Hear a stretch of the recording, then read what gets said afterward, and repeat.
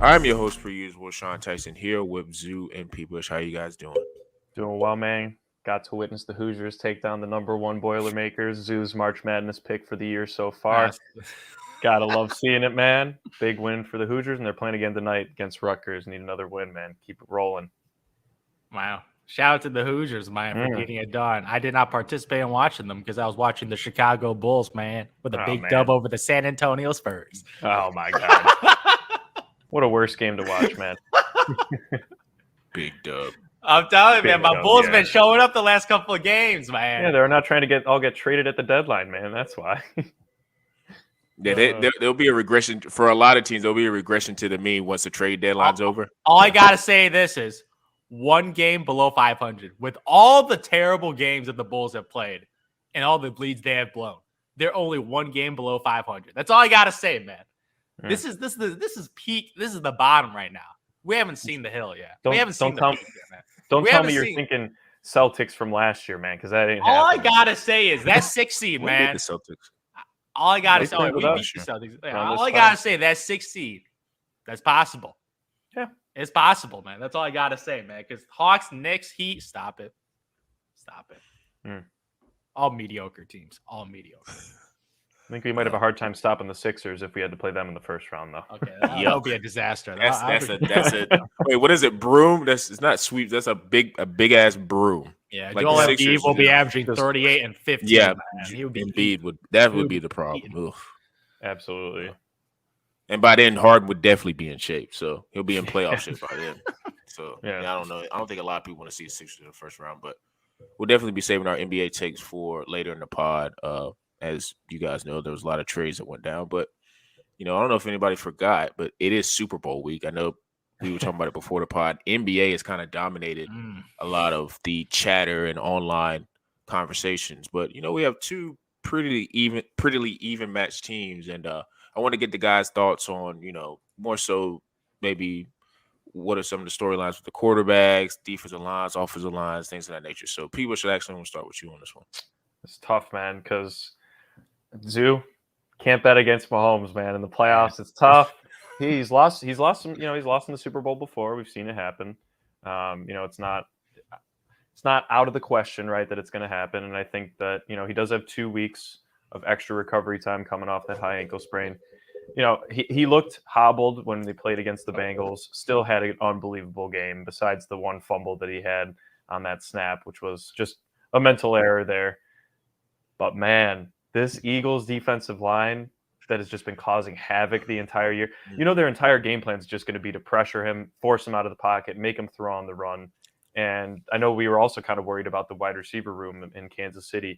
Kadarius Toney, is he going to be okay? Juju Smith-Schuster. It looks like they're both probably going to end up playing, unless you all have heard something different. But I think Toney is expected to play. And obviously they got Kelsey. I think their only loss is really Mecole Hardman. So I just don't know how they're going to be able to get plays down the field against this, quick defensive line pressure and an unbelievable secondary in Philadelphia. So, it's going to have to be a lot of short game, quick throws to Kelsey, quick throws out to Kadarius Toney, hope that they can just make some plays, man. So I think that's the storyline I'm really looking at is, can this Chiefs O-line do something to stop them? Are they going to maybe pull McKinnon or Pacheco back for blocking purposes? Not really two of the biggest guys in the world to be helping out Mahomes, but they might need everything that they can get when it comes to protecting their franchise quarterback. So that's what I'm looking out for in this game. Yeah, man. Like, I'm the biggest Mahomes fan ever. Second year, man, I've been a true believer in this guy's greatness. But in the Super Bowl, man, I have to say this, man. This guy's a big playoff performer. 300 yards per game, 2 to 3 touchdowns a game. His averages are real good in the playoffs. But in the Super Bowl, it's a small sample size, but 2 games, man, I haven't been impressed. I have not been impressed in the Super Bowl, man. Obviously, against the Tampa Bay Buccaneers, that was one of the worst Super Bowl games I've ever seen in my entire life. Like, I got to give it to him that his offensive line was atrocious. That Tampa Bay Buccaneers, they had no time to throw. Like, his offensive line was beaten down by injuries, but he had 0 touchdowns, 2 interceptions. 0 touchdowns, 2 interceptions, man. Like, come on. 2 picks, man. He can't be throwing picks in the Super Bowl. And that first Super Bowl, too, against the 49ers, man. They were dominating that game. I remember watching that game, that first 3 quarters. Niners, man, they looked like the better team. Jimmy G missed, obviously, a big throw. that could have got a touchdown, but he just overthrew it. So Jimmy G, if Jimmy G was a little more accurate, get that deep ball, gets a touchdown, maybe he goes 0 for 2 in the Super Bowl. So I'm keeping those things in mind. In that game, 2 touchdowns, 2 interceptions. So he got 4 interceptions in 2 Super Bowl games. So I'm keeping that in mind right now. And this Eagles defense, it's real nice, man. It's real nice, man. The secondary, man, pass rush to get to the core. Like, we're going to see this offensive line versus this defensive line to see who's going to win that matchup right there. That's going to make or break it because Mahomes still recovering from the injury. Hopefully he looks a little more healthier this game compared to the previous game against the Bengals because that's what I call a miracle game, man. That was a miracle game. He was playing on one leg, and he still was better than Joe Burrows that game. He was on one leg. He was better than Joe Burrows that game. So do I believe in miracles, man? I bet against him last weekend, man, when against the Burrow man. Nope. Stupid. Noob move, man. When you see greatness, you don't bet against him, man, even with an injury, man. So I can't bet against my boy Mahomes because that was just blasphemous. That put my money on the Bengals, man. That's just some silliness. So I'm going with Mahomes. Really? Yeah, they're the dogs, man. So I'm getting plus money, man. Plus that's money true. on a game I give it 50-50 odds right now. So if you give me plus 105 probability, let's go, man. Let's go. Chiefs all day, man. Chiefs all day. Extra week with the Pro Bowl week, a little extra recovery time for my boy Travis Kelce and Patrick Mahomes. Hopefully get a little more healthier. Jalen Hurts is also he's still recovering from injury too. Yeah. He has not been full form like MVP Jalen Hurts mode in the regular season. So he's also recovering from an injury. So, and they have not played an offense as good as the Chiefs. No. So this will be their biggest test. Yeah, like in the playoff, man, like you beat the Giants, like okay. You beat Danny 40. Yeah, you beat some cute stores, man. You beat a team without a quarterback. Like, yeah, you're like, good job. Like, not their fault. You can only play the teams in front of you, but their defense, they're feeling real good about themselves. But it's pretty easy to play defense when the other team cannot throw the football. So, legitimately, they could not throw the football. So, and they're gonna have to run the ball. And I think Chris Jones on the Kansas City defensive line, man, he's gonna have to have a hell of a game to really keep that rushing attack. He's the anchor. He's the heart. He's been there forever.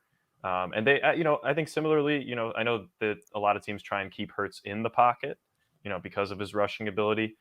But I think if you can kind of force him to at least, maybe have a spy linebacker, if Chris Jones can get to the quarterback, force him to make some tough throws. And you got to stop the rush attack just enough to make him throw the ball, because that's really the only way that Kansas City's gonna make this a game on the defensive side for their end. Is they got to force a turnover, maybe 2. And I think against this Eagles O-line, which is easily the best in the league, they have 3 Pro Bowlers on there. They need to get pressure, and it's going to be Jason Kelce, man, versus Chris Jones. That's another matchup I'm looking forward to, man, because that's also going to be a key to this game. Man. Yeah, I got the Eagles. You got the Eagles? I got the Eagles, man. They're just too complete. They're way too complete, and they're just healthier. And their 3-headed running back room, man. I mean, Miles Sanders is clearly the lead. He's obviously the best one. But Gainwell can force a lot of issues, especially in the passing game. And Boston Scott's kind of their goal line dude. So, and then you just got Hurts. I mean, if he's running the ball at all like he has been all year, it's over, man. 34-24 Eagles, man. 34-20. Wow, that's a big win. Man, that's a big win. Yeah, I only got this in a field goal game, 27-24. So I got this real close, man. Real close.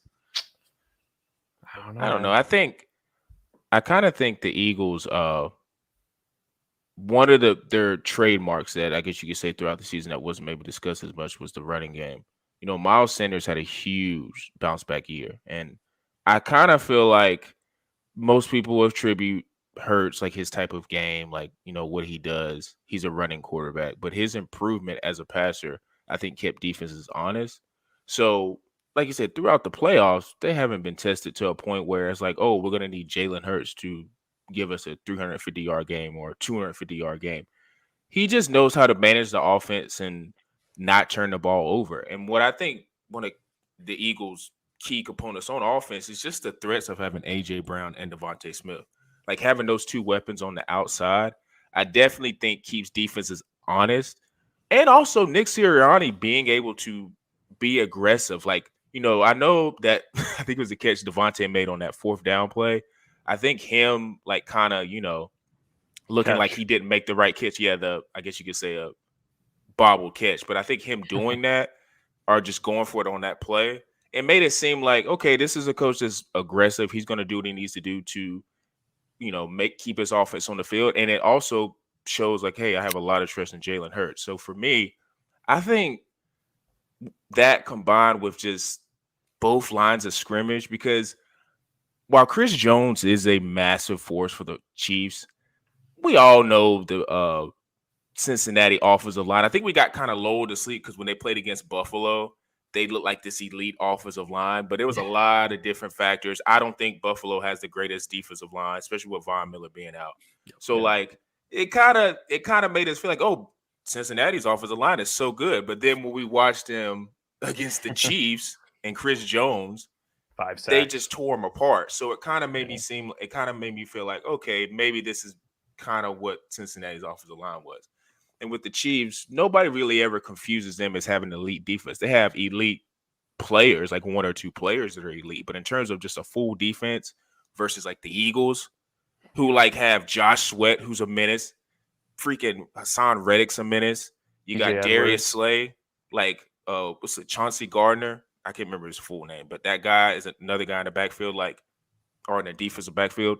They got weapons from everywhere, on both sides of the ball. They're one of the more deeper teams, which means Jalen doesn't have to really play to maximum strength. Like he doesn't have to be a guy like Mahomes who has to pretty much carry the entire offense and sometimes keep the defense, at bay. That is kind of how it's set up for the Eagles. And I think I was reading a stat. They're had 70 sacks on the year. Like I think they're 2 away from the record. Yep. That's just different level of talent. And I've been on this Jalen Hurts bandwagon since last year. I've always said, a lot of people were saying he couldn't throw the ball. Okay, well, who can throw the ball who don't have receivers? You need guys to throw the ball to. You see how Josh Allen improved when he got a receiver. You see how Joe Burrow's doing with 2 number 1 receivers. Show me the guy who doesn't have a legit number 1 option who's good. Nobody. Lamar may be the closest one to not. Yeah, and even during Deshaun Watson's heyday, he had DeAndre Hopkins. So it's he had a guy. Deshaun Watson had that one outlier year where he didn't have Deshaun Watson. But for the most part, guys who are the elite in the game, they have weapons. So to me, once he got those weapons and with his improvement, you see what's happened. And also, too, with Jalen, I think this being the last game, and, I think he might not be throwing the ball as much as because of his shoulder. Maybe he's just trying to protect it. He has ran the ball a little bit, but I think because it's Super Bowl, he's going to go all out. So if it's 4th and 2s and goal line, he's going to be lowering the shoulder. He's going to be trying to get all the yards he can get. And he's going to be, I think, making more sound decisions. So I don't have the Eagles. I don't have a score, but I at least have the Eagles by 10. I don't have it being a 3-point game, and I don't have it being a 2-touchdown game. I think it's in that range. I think the Eagles, especially if they come out and they start running the ball and keeping Mahomes off the field, that's going to make it even worse. I was just going to say that time of possession is going to be how the Eagles are trying to approach this game, right? They're just going to try and keep Mahomes off the field. And to that point, I think Mahomes, they need to get the short passing game going so that they can just keep the clock running and just kind of match the time of possession that the Eagles are going to try and dominate. So we all know Pacheco he runs harder than I think any running back I've seen. He looks like such a tryhard. You know what he's running for? He's running for his career, man. Yeah, he's no guarantee the dude's a late round pick. And he's had a pretty solid season for them, especially towards the latter half of the year. But man, I think we all agree they need to get McKinnon going because that guy single-handedly with Kelsey was carrying that. He's a good dink and dunk guy, a good pass catching running back. And you just got to keep the clock moving so that, to your point, Sean, that the Eagles are trying to take 8-9 minute drives to score every touchdown. You better be matching them with similar, or else they're just going to continue and own the clock the entire game, and that's not going to turn out well for the Chiefs. So and the Eagles are super confident. They're very. I think they're super confident. I know they hadn't played anybody, but just even in that 49ers game when they came out in that first drive, going for it early in the game like that and just went down and scored, they just feel like they got a lot of confidence. But it's going to be the only part for the Eagles I would be worried about is say I don't know Mahomes get the ball first, he goes down and scores, and then they have a 3 and out. Then I would want to see how the Eagles respond because I don't think I've seen them in that position at all. No adversity. If it doesn't get to that point, it doesn't get to that point. That's true. I don't know. We'll see. No adversity, man. We'll see how they bounce back because like with Jalen Hurts this year, with him playing, lost one game. Mm-hmm. That weird Washington week where they lost to them. But other than that, they were rolling. They lost one game with Jalen Hurts in the lineup. So they've been absolutely killing the league right now. Sort of reminds me of that Cam Newton Panthers year. That's what it reminds me of. Both guys coming out, man. Like, it reminds me a lot of that team. They were just killing every team. But let's see with a little adversity, man. Maybe you're down 2 touchdowns. See how you bounce back, because they've been straight killing every team they've been playing against this year. So Mahomes is the guy to get it done, man. I can't hate on the Mahomes pick, to be honest. I mean, it's a 1.5 point spread right now. Pretty much a pick 'em for a neutral site. And they have the experience. And Zoo knows, man. You just can't bet against Mahomes half the time. Especially with the good O-line, man. Especially with the good O-line. Just give my boy some time to throw, man. I don't care who he's throwing it to. Just give him some time to throw, and I need to see subject, man. And hopefully that ankle a little better, too, because I need some running, Mahomes, too. And I kind of hope Kelsey, if they do win the game, I hope Kelsey's the one to get the Super Bowl MVP and just have an absolute. Which Kelsey, man? Which Kelsey? He ain't going to give it to a center, man. Come on. You never know. He scored like 2 touchdowns or something. He's got 5 pancake blocks on Chris Jones or something, man. You never know. Yeah, 2 touchdowns, 2-point conversions. Yeah, that would be the day. I think a sneaky MVP though would be AJ Brown, the Eagles. I think he would be a sneaky one. AJ Brown. I think he'd be a sneaky one. I don't know what his odds are, but I think he would be a sneaky one. Prop bets on Super Bowl MVP, Zoo. Who you got? I know it's got to be one of the 2 quarterbacks. Stop it. It's Mahomes, man. If the Kansas City Chiefs win, it's going to be Mahomes because he's just that dude, man. He's going to be the reason they win. Like, I love Travis Kelce. I don't care if he gets 150 yards. It could be Mahomes because he'll be hitting 300-plus yards of passing. Cooper Kupp, man. He did it last year. There's a difference between Mahomes and Matt Stafford, man. He got exposed this year. He a little banged up, but he got exposed. So we ain't counting those 2 guys. It almost feels like Matt Stafford was a 1-year wonder with the Rams. That almost feels like that whole Super Bowl run. Yeah, he got that one ring, man. Mission accomplished, man. You got nothing else to prove, man. Nothing else to prove. Facts. Yeah, that seems like that was a whole. That team's going to look entirely different come next year, which is going to be interesting to see. But like I said, Super Bowls this week. I know the NBA has dominated a lot of the headlines, but I think it's going to be a great game, great atmosphere in Arizona, so it's going to be pretty cool. But speaking of the NBA, we get bombshells every year. We kind of do what Kyrie, especially hearing the comments when he was talking about, hey, I think it was during the summer or whatever, he's talking about want to get a contract extension. They're like, let's just play this year out. We all thought like, okay, they're going to maybe figure something out to where it might be something with his contract that's incentive-laden contract, something that has stipulations. But we didn't know it was going to cultivate to a situation where he actually gets traded. And lo and behold, he gets traded to the Dallas Mavericks. And most people have seen the compensation that the Mavericks got and that the Nets got. But it gave a lot of people running to Twitter, Instagram, TikTok, whatever social media, and just giving out their theories of what they think the season is going to be now for the Dallas Mavericks and the Brooklyn Nets. So for the most part, we're going to talk about the Dallas Mavericks because they are the one that got the star. And I wanted to ask the guys, what do you think about the trade? I guess the compensation. What do you think about going forward for either team? And Azu, I'm going to start with you. Oh, man. This is why I love the NBA, man. This is why I love the NBA, man. And Facts. Kyrie Irving, another superstar moving teams again, man. That's what I like to see because this is the first domino. Like, this Kyrie Irving move, we can talk about this a little later, man. Kevin Durant's future is in question, the future. Well, let's take it with the first domino, Kyrie Irving right now. Luka Doncic, get some help, man, on the offensive end. They're saying, fuck defense, we're going all offense right now. Legit, their starting lineup's going to be 4 wings, like 4 wing guys. If they keep Hardaway Jr. and maybe put in Josh Green in there. Like, they got 4 perimeter dudes and maybe have like a Powell or Christian Wood in there. So that's going to be their lineup. They're going to be playing no defense. Luka Doncic is probably the best offensive player in the game right now based on scoring and assists in the basketball. Kyrie Irving is one of the best isolation basketball scorers and shooters in the game right now. Of all time. Yeah. So you're combining 2 guys based on NBA skill set, basketball skill set, and talent. These guys are up there. Like, these guys get A's and A pluses based on basketball skill set. And giving Luka Doncic a sidekick because he got a Robin now. Like, I don't know. Kyrie Irving somehow finds his way to play with the best basketball players of all time. from LeBron For real, to KD to Luka. Like, that is absurd, man. Those might be 3 of the top 10 basketball players of all time at the end of their careers, man. Legit, Kyrie Irving, he's seen it all. So you go from KD to Luka Doncic, who's a point guard out there, man. And I want to see how they play each other because Luka Doncic, man, this guy, his usage percentage over 40%.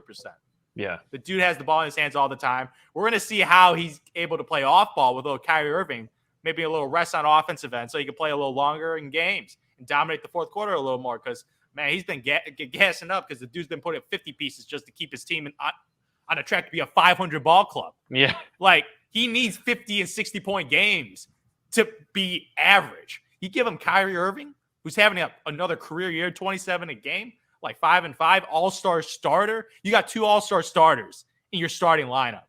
You put some role players in there, you're going to win at least 50 plus. You're going to be a 50-win like pace team with Kyrie Irving on that roster. Even though defensively, J. Kidd, do your job. Yeah. Get these guys to play some defense. Yeah, you got to get some guys to guard. Because offense is going to be easy, man. They're going to be dropping 120, 130. I don't know how many points they're going to give up, but they're going to be dropping 120 and 130 with this lineup because, my goodness, man, Kyrie Irving and Luka Doncic, man, you guys got guys that could average 60 together. 60 total points with Luka averaging like 33, Kyrie like 27. Like, you're going to be averaging 60 points from 2 dudes, they'll rival Tatum Brown. Oh, absolutely, right, man. Easy. Absolutely. Like, I like the Mavs going all in. Mark Cuban felt the burden. Like, every time I saw this, someone made a sign of Luka Doncic needs some help, man. Made a little painting outside, man. Mark Cuban felt some type of way about that. Told the artist to put it down because he feels the pressure, man. Never surrounded Dirk Nowitzki, man, with the star. Got an old Jason Kidd, Tyson Chandler beat the Heatles, man. Like, shout out to Dirk winning a bunch of role players and like nice little starter players, man. Look at some cute players, man. But you got this guy a real sidekick now. No, we got him a real Robin. No Alfreds, man. We got a Robin for Batman right now to get it done. So we're going to see if Luka could cook this year. But that defense is going to be atrocious. Finney Smith, man, DFS, man. 3-and-D guy, no longer there. He was he's the definition of a perfect role player, man. He is. Catch and shoot 3-point shooter, man. That. Yeah. Catch and shoot. Oh, yeah. Catch and shoot 3-point shooter, man. Could guard the best players, from guard the LeBrons and KDs of the world. Like, he's a true 3-and-D type of dude. And I really like the Brooklyn Nets, and they were just sick of Kyrie. So, like, let's get some role players to surround Kevin Durant because they're trying to improve their defense over there. Finney Smith, man, good player. Spencer Dinwiddie, whatever, man. Like, the dude's a bench dude. He's kind of. I like Spencer Dinwiddie. You can find a Spencer Dinwiddie in free agency any day of the week. Like, he can be a microwave. Yeah, like you can find a Spencer he was a good Dinwiddie player, wherever. But like, he's like a nice bench guy. He's back home. Points. Like, back home in Brooklyn. Yeah, back home in Brooklyn, man, where he started. Yeah, maybe he'll get revitalized. Yeah, like Dinwiddie's whatever. You go from Dinwiddie to Kyrie Irving, man, and they had to make this move, man. Oh yeah, Jalen Brunson. That's why. Yep. Mark Cuban's trying to make the fans forget about how they did not want to offer Jalen Brunson $55 million, an all-star caliber player this year. So this is what they're going to do. They're going to get Kyrie Irving and be like, yeah, this guy's way better than Jalen Brunson. Yeah. And more box office, too, obviously. More box office, obviously. Mm-hmm. This guy's a superstar. I like the move. There's risk to it because he can leave. And Kyrie, what Kyrie loves to do is leave a team, man. So that's a massive risk. But first-round pick. Sure. First round pick 2029, whatever. Because Luka Doncic might be gone before that. And then you got a second round pick, whatever.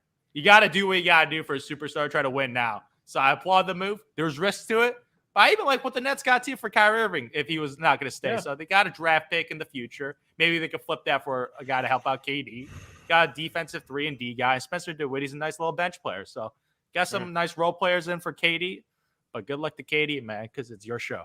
And who knows? It's official. I don't know, Zoo. It's Cam Thomas's show now, man. He's putting up 40 pieces all night. And, man, he's not smiling because there's nothing to laugh about. So, I mean, it's just, I agree, Zoo. I mean, I think that I'll take a little different side. I think I'll take the potential negatives, right? I think a lot of people, they don't have a bench. They have 0 bench. Maxi Kleber, are you serious? Injury. I know, and he's injured, right? I mean, I think that the big aspect is, I know Christian Wood hasn't really lived up to expectations down there in Dallas. They were still able to keep him, right? I think they needed to be able to keep him and still pull off this trade. Finney Smith was a big loss. I think Dinwiddie's a bigger loss than you are comparing. But at the same time, you're getting Kyrie back, so it doesn't matter. Man. Doesn't matter. I think that's a good addition for the Nets. Just a little cook, a guy that can cook right off the bench. He can just give you a nice little 15 pretty quickly. So, but yeah, man, I think the biggest downside is obviously, what if he just leaves and goes to the Lakers, man? The Lakers may have made the best decision by not trading for him at this deadline, man, because they know they might get him in the summer. And so they don't even have to do anything except pay the man eventually down the line, right? So, I mean, that's a risk that the Mavs are taking. They have to. I know he's got all of his antics, right? Kyrie's had a lot of stuff go on off the court, personal, but he's one of the best, like you said, Zoo, one of the best ISO players. I think he's the best creator of his own shot in the game. I still think he is. Mm-hmm. The antics, though, man, they better do everything they can to make that man happy in Dallas. Because maybe he'll re-sign. No, they don't have to do anything. Do you know what they have to do? Kyrie Irving wants to get paid. Yeah. He wants the 4-year max extension. Yep. $40+ million. So he's got to behave. Because if he doesn't behave, nobody giving him a 4-year max deal. He might be able to. You'll definitely get a 1-year deal. Yeah, teams would give him probably a 2-year deal too. That's probably ideal for most teams right now. But a 4-year max deal, you better ball your ass out for the Dallas Mavericks, be effective in the playoffs, and lead the Dallas Mavericks to a long playoff run. And then you'll definitely get paid after that. But Kyrie has money on the mind right now. He does. You're right, and he does. And he lost his Nike deal, right? We all know that too, right? So he needs that revenue stream. I'm sure he'll find other ways to get it. But I think the other thing that I would bring up is just both of their usage, man. They're both ball dominant players. They need the ball in their hand to really make an impact on the game. I know Luka can pass and assist, and but I just feel like there's a lot of isolation basketball coming down there in Dallas with this trade. You can't go wrong with that. I mean, we've seen it happen with the Celtics, but for the Celtics to really hit their peak was when Tatum decided to really become a facilitator as well as a scorer, right? So I know that's going to kind of be Luka's role. That's what I'm guessing. I think that they'd actually run Kyrie at the combo 2-guard role and let Luka still be the primary ball handler, be the off guard for Kyrie. So yeah, I mean, that's what I'm looking out for. I just think at the end of the day, you think Kyrie Irving and Luka Doncic are both going to be able to play 40, 42 minutes a game because their bench is just so depleted that they have no help compared to a team like the Nuggets or the Grizzlies. Right, we're looking at teams in the West, and then obviously potentially if they made the finals in the East, right? The Celtics, the Bucks, they're all pretty deep teams, and they could just end up getting tired out. So that's the only concern I'm looking at on the Mavs side. I do agree with you. I think the Nets are kind of poising themselves to maybe have a little bit of a rebuild here. Maybe they'll trade for like a Fred VanVleet or something to give. Hey, who knows, man? But they're gonna have to do something if they want to stay in contention. But I just think that both of these teams are kind of seeing, okay, this year's pretty wide open just across the league in general. Absolutely, yeah. So why not just take a splash and obviously for the Nets kind of get a problem off of their hands and a potential massive bag that they now don't have to pay. So tough.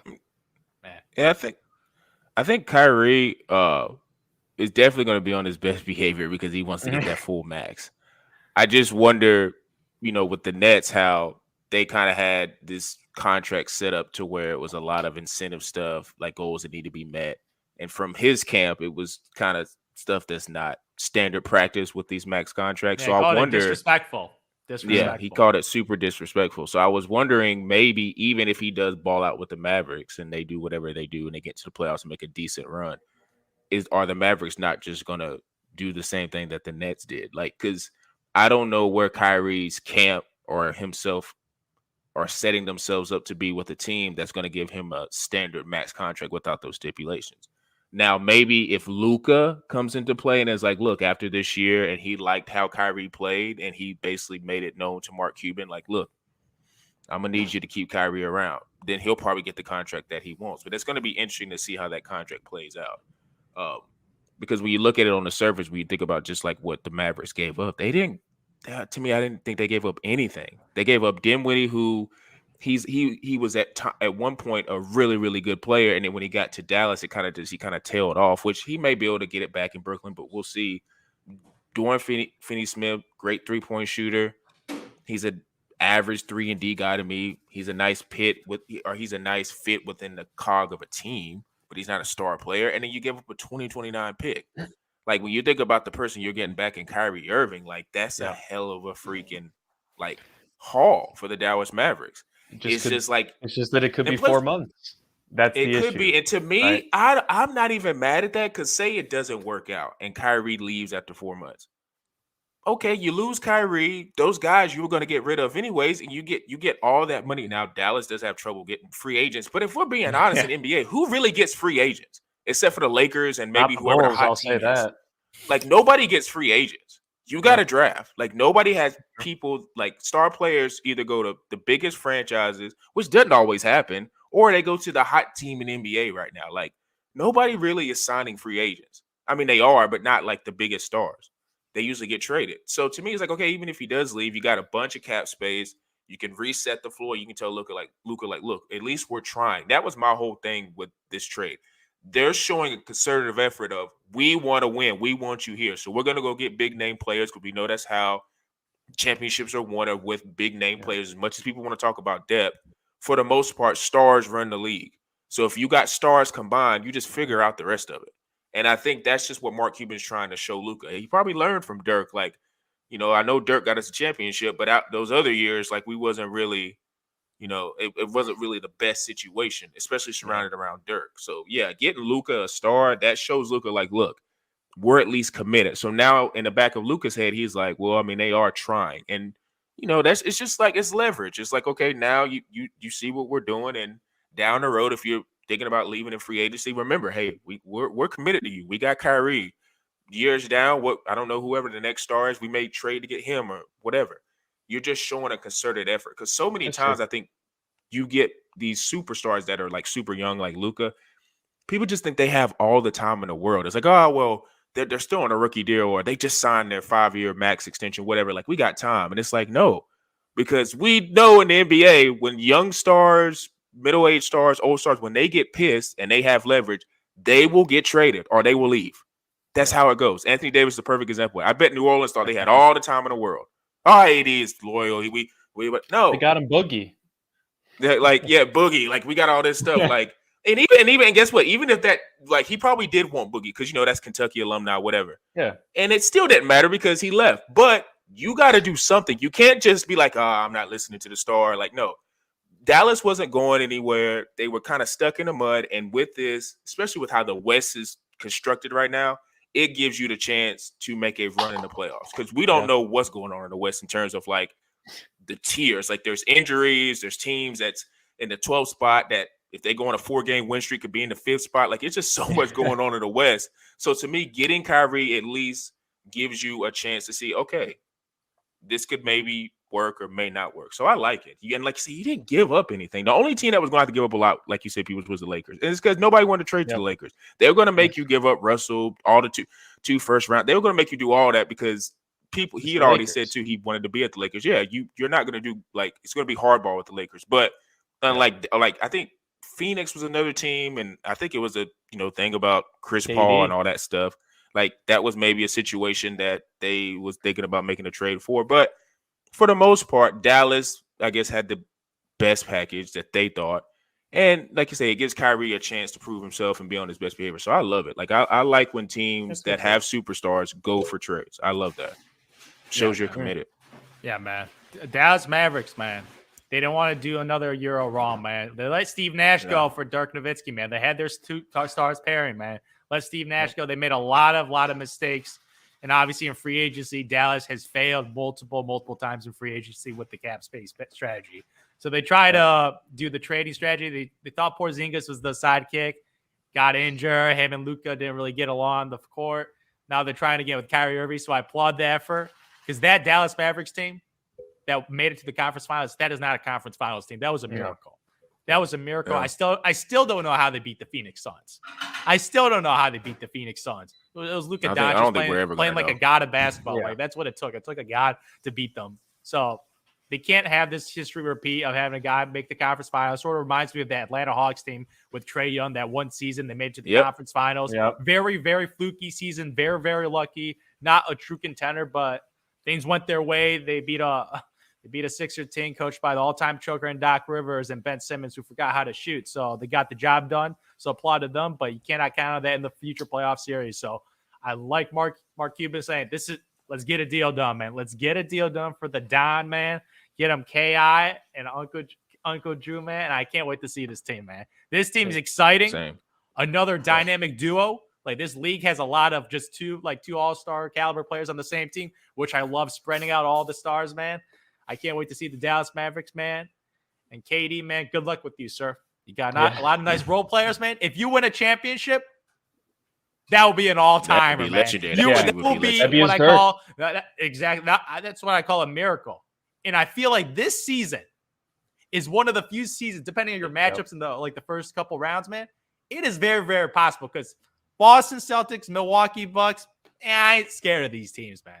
I think they're all in the similar tier level. There's no big dogs. Like people love the Celtics. I'm not wrong with that. I ain't buying that. They're in a different tier, bro. No. I'm like Jalen Brown, Jason Tatum, man. Stop. Maybe the 76ers because they have a choker as a head coach, but I have them in the same tier, man. Oh man, I have them in the same tier. The Celtics, the Bucks, the Sixers, man. I even put the Cavs in there, man. I put the Cavs in there. So all these teams, sure. all these teams they're all really they're all good teams, but I don't think they're all time incredible teams. So KD, man, if you're that dude, go for it, man. Ride it out one more season or the rest of the season of the Brooklyn Nets, man. If you want to demand a trade again in the offseason, totally understandable because of the situation. You got Harden leaving you, now you got Kyrie Irving leaving you, so you're the last man standing. But if you get it done, take this as an opportunity because you're going to get all your flowers if you win a championship with this roster because they're all role players. Every single one of them. You got Ben Simmons was supposed to be the star. That dude's barely that dude's barely getting off the bench, man. He's close to being the 12th guy on an NBA roster now. It is sad to see how bad Ben Simmons is at basketball. At $32 million a year. He's averaging 8, 7, and 7, man. He's just he's so bad now. Very Draymond. Bad. Yeah. He's a 6'10" Draymond Green. Except imagine what Philly would be if imagine where Philly would be if Mark Hill didn't have his injury and Ben Simmons didn't have that stupid back or whatever and all that whole stuff. They would be God mode with Embiid running around oof. It's crazy that both Simmons and Mark Hill both had Mark Hill was really an injury, but with Ben, he said his back. They just both got derailed from long lingering injuries and then got I can't put injuries on Ben Simmons though.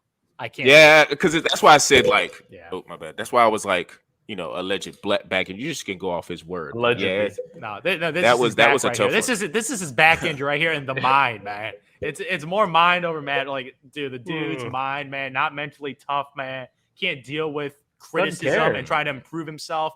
The Sixers, man, they give him all the love, man. Try to improve, support him with him not shooting three. They just want him to shoot 1-3 a game. Try to improve the shooting, man. Because I see Ben Simmons shooting 40% from the free throw line, and I see this rookie in San Antonio, man, who's bricking everything. Sohan, he goes to shoot with one hand, and now he's shooting 75% from the free throw line. There you go. That dude, improvement. I suck at shooting. Let's see what I can do. Maybe go one hand. He's shooting one-handed from the free. It looks ridiculous. Granted, Zoo, but it's going in. He didn't already sign a massive contract, so he's trying to earn the money. Ben Simmons already got it, man. So he was able to finagle it. He was.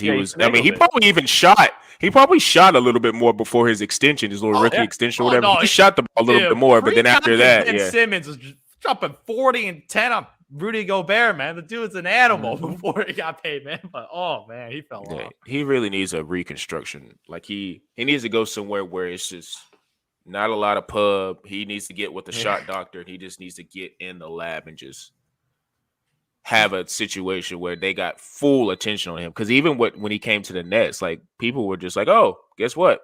You're going to come in and be the third option. You're going to figure this out. There's no time for you to talk about your back or talk about your shot that needs to be fixed. No, you're just going to come in and do what you do as a third option. And I don't know. I think he still has time. He's younger, but with the Nets, it's all about KD. So we're going to see, the trade deadline is Thursday. Go ahead. And I want to mention this one more thing. Looking back at that trade the Sixers made, they got James Harden from that Ben Simmons trade. Hallelujah, baby. Yeah. Hallelujah. Because Ben Simmons James was ahead of it as a trade asset he is one of the worst trade assets in the NBA right now based on the contract. $35 million a year for the next 2 years after this season, man. That is an untouchable contract. That's something you have to give a pick to take Ben Simmons' contract. Or another player, yeah. Exactly. Throwing a pick, throwing a young player to take Ben Simmons off our hands, because the Nets right now, very, very, like internal reports, disappointing Ben Simmons' performance, and who wouldn't be? He got a fresh start. Maybe it was a Philly thing, man, hating on him too much. He's straight garbage, man. Just straight garbage on the court. So Nets have a lot to work through. That's for sure. Even with this trade, it's going to be an interesting year. I think they're going to lose KD though. I hope so, man. Because I don't think they're going to run through. I hope so. KD to the Bulls is back alive again. All right. It's back alive, baby. Here goes Come on, AK, Jews man. Propaganda. Here it comes. No, ain't no propaganda, man. I'm speaking into existence. There's always a little. When Shams Charania is saying sources say Kevin Durant has been traded to the Chicago Bulls in a two-team trade, let's ride, baby. KD to the Bulls. Keep fantasizing, man. You enjoy I see it. Shams Charania of The Athletic. Sources say KD to the Bulls. Yes, sir. Like, retweet. Hey, Woj beat him by. You guys see Woj beat him by 1 minute, man, on the Kyrie breaking. He just beat him. No, I didn't see it. I was watching Twitter, man. I looked at both of them. They were 1-2 on my. I need to turn the notifications on for them. That's right around this time. I should have the notifications during trade deadline season. This is where things go crazy, man. We haven't seen nothing yet, man. We haven't seen nothing. Yeah, coming like up. I say, it's Tuesday, but Thursday is right around the corner, and we're definitely going to have some trades, I think, still come across the wire with some teams that we didn't think was going to have teams. Because you also got to look at, too, the players that are sitting out for, like, these supposed teams that are, like, end of trade rumors. Yeah, there's a lot of – I think OG is sitting the entire trip with the Raptors. He's sitting His that entire road has trip. been on the trade block, trade rumors. Man. Yeah. That's going to be interesting, too, is how much compensation and where he ends up going. So, like I say, we're not going to have a trade deadline, but it's going to be covered on the Bullheaded_pod page on Instagram. We're definitely going to be putting it on TikTok, YouTube, Quantro knows, just every social media median. We're going to have news on the trade deadline and Super Bowl coverage, so make sure you guys lock into that. Same thing with Spotify, Apple, Google Podcasts. It's an audio medium, so you guys can listen, at your leisure at any point. And for me, Zoo, and P-Bush, we are out.